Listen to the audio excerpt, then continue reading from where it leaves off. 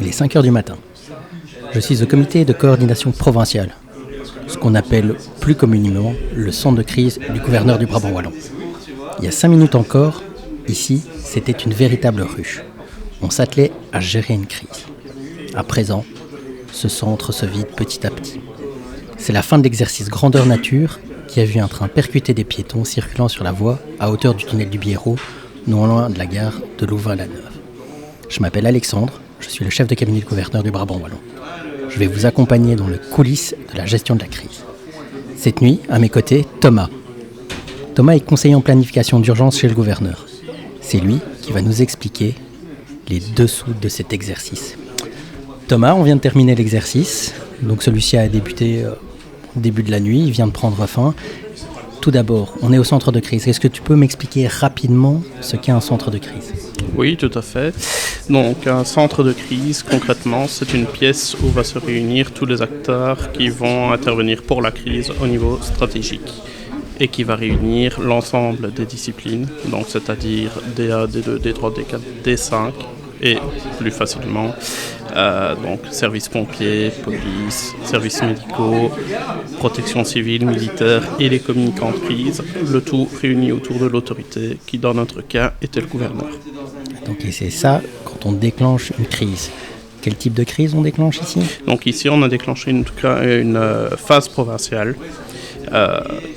Donc au niveau médium, on a la phase communale qui est juste en dessous et on a la phase fédérale. Nous, dans notre cas, l'accident de train se situant entre deux communes, par facilité, on a décidé de déclencher la phase provinciale. S'il y a un aspect organisationnel ici au niveau du gouverneur, pour le stratégique, je suppose qu'il y a une affaire opérationnelle qui se déroule sur le terrain. Oui, tout à fait. Donc, dans un premier temps, on a l'incident qui arrive. Le 112 va être prévenu.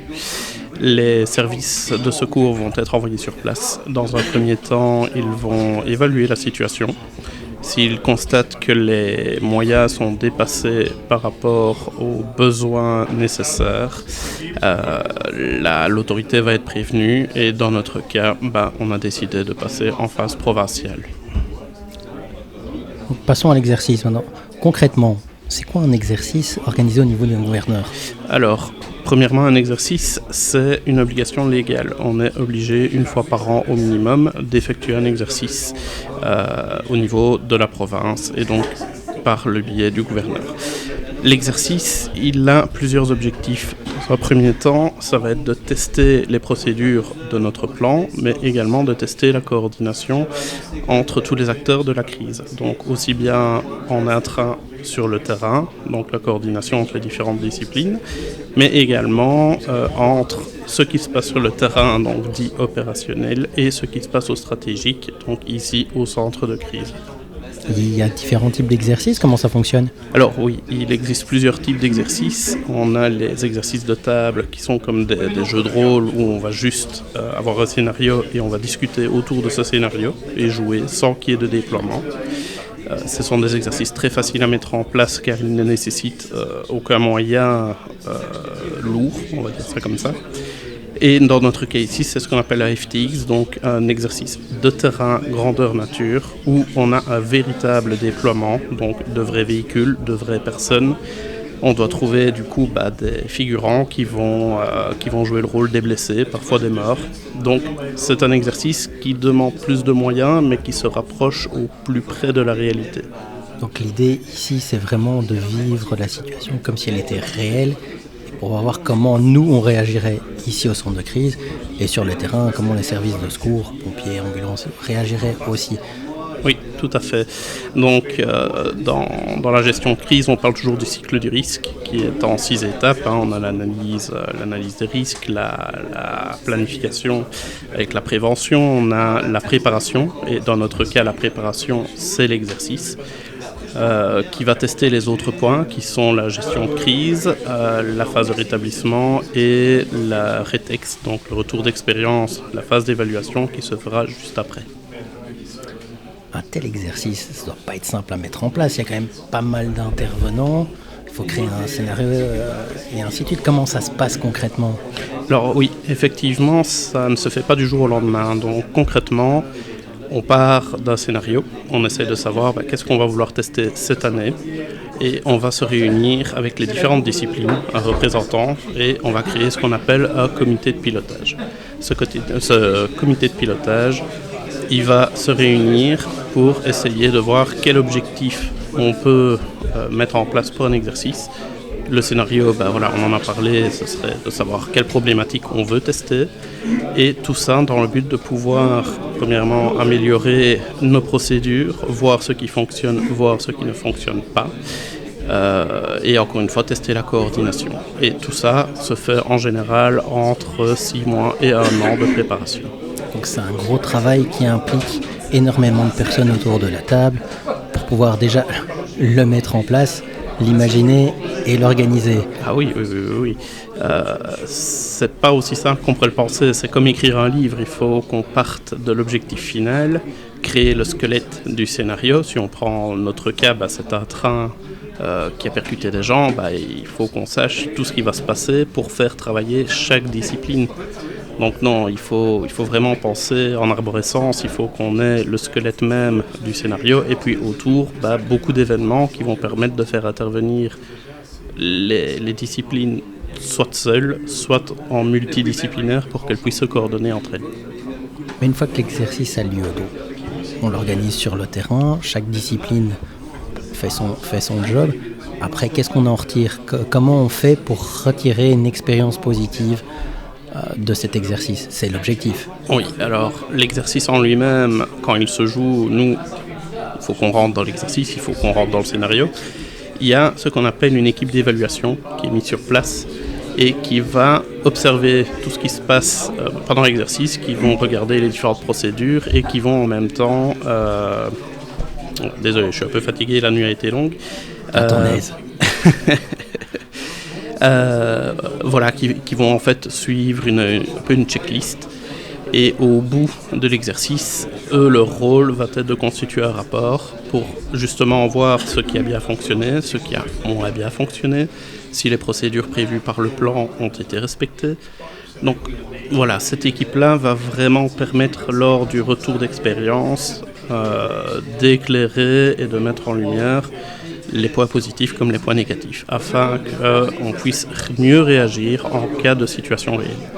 Donc ce qu'on va faire systématiquement après ce type d'exercice, si j'ai bien compris, c'est un minima de rétex, donc de retour d'expérience, un HO, donc directement après l'exercice, vraiment pour avoir nos impressions le plus rapidement possible.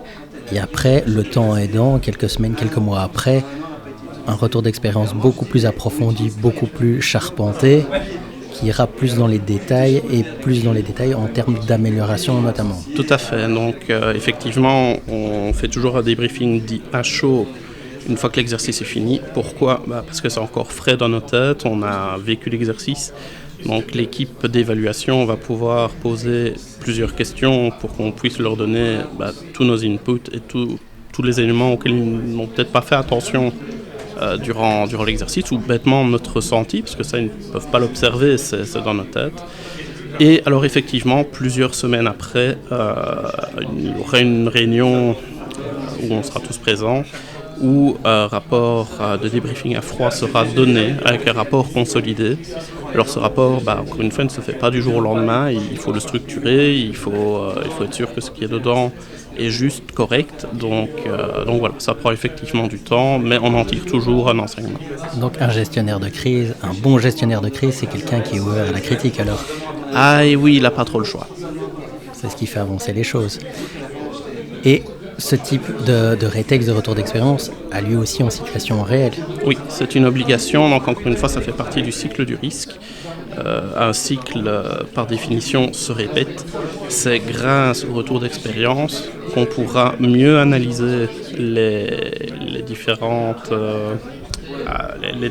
risques émanant des événements. Donc on sait que le monde est en perpétuelle évolution, de nouveaux risques apparaissent en permanence.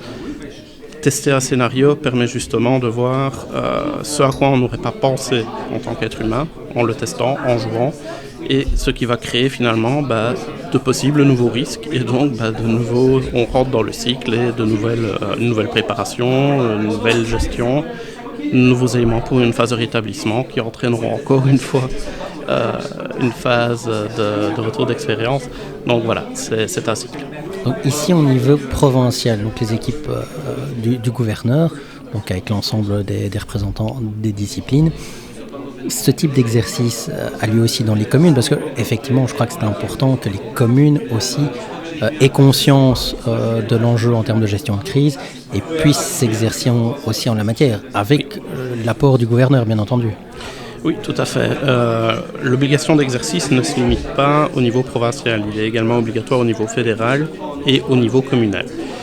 Ce qu'il se passe, c'est qu'un exercice de terrain qu'on a fait aujourd'hui demande pas mal de moyens, tant humains que financiers.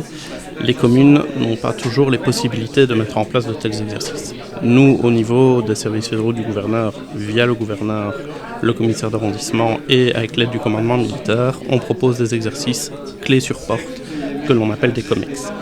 On en propose 9 par an aux communes et on propose 9 exercices d'alerte. Donc ce sont des exercices où on téléphone à une commune, on signale simplement qu'il y a un incident et le but est de réunir toutes les personnes qui devraient se retrouver au centre de crise. Et dès que la dernière personne qui doit s'y trouver a répondu, l'exercice est terminé. Le but dans ce cas-là est d'analyser si la procédure a bien été respectée, en combien de temps ça a été fait, quels moyens ils ont utilisés pour en tirer des enseignements et peut-être généraliser les bonnes méthodes dans toutes les autres communes. Les COMEX en eux-mêmes sont des exercices de table. Comme ça a été dit, on se réunit autour d'une table, autour d'un scénario. Des personnes sont dans une pièce à côté, vont injecter des éléments pour dynamiser le jeu. Et alors le but, c'est de trouver les meilleures solutions, se coordonner et derrière pouvoir amener à la fin de la crise, gérer les possibles conséquences et passer au rétablissement. Les communes du Brabant wallon, comme les équipes du gouverneur, s'entraînent régulièrement, sont confrontées régulièrement à des exercices en la matière. Ce qui est peut-être intéressant dans ce type d'exercices aussi qui ont lieu régulièrement, c'est le fait que l'ensemble des acteurs de la gestion de crise en Brabant wallon se côtoient, se connaissent et se reconnaissent. Oui, tout à fait. Donc, on l'a bien vu ces dernières années en améliorant à chaque fois nos procédures. Si on prend les COMEX, il y a 3 ans, on avait simplement une commune observatrice. Aujourd'hui, ce sont plutôt des planus communaux qui viennent en renfort des communes dont l'exercice se fait. Si on prend l'exercice d'aujourd'hui, qui est un exercice provincial, on avait 3 voire 4 planus communaux qui sont intervenus dans le scénario, soit en tant qu'observateur, soit en tant que joueur. Joueurs comme par exemple jouer à blesser ou ce genre de choses. Donc ils sont impliqués à tous les niveaux. On cherche vraiment à ce qu'ils soient en contact les uns les autres pour pouvoir s'aider si nécessaire. Oui, c'est ça. Donc tu crées avec l'ensemble des CPU, donc des planus communaux, oui, un réseau qui permet en fait d'interagir là où on en a besoin et créer cette solidarité. Exactement. Au niveau de la province du Brabant wallon. Oui, oui. Et on voit des améliorations sur ces dernières années. Ici, pas plus tard qu'il y a une semaine ou deux, plusieurs planus se sont mis ensemble pour pouvoir s'aider si jamais il y avait une crise qui pouvait survenir sur leur territoire. Tout ça lié à leur zone de police. Nous, à notre niveau, on a mis en place via un système du Centre de crise national, le CST, donc le Crisis Support Team, qui sera une convention qui permettra à n'importe quel planu l'ayant signé de pouvoir venir en aide à une commune dans le besoin.